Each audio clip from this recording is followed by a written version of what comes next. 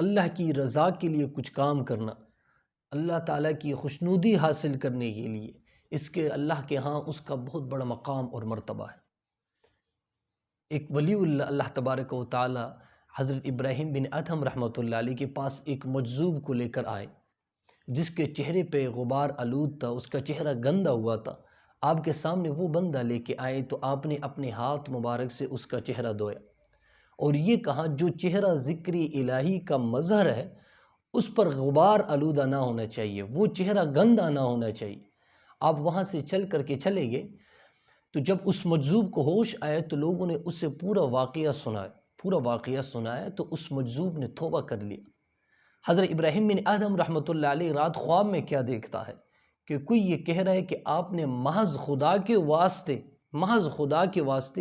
محض صرف اور صرف ایک خدا کے واسطے ایک مجذوب کا چہرہ دھویا، اس وجہ سے اللہ تبارک و تعالیٰ نے آپ کا قلب ہی دھو ڈالا، صرف اللہ تبارک و تعالیٰ کی رضا کے لیے۔ تو اللہ تبارک و تعالیٰ کی ہاں اس کا اتنا بڑا مقام اور مرتبہ ہے۔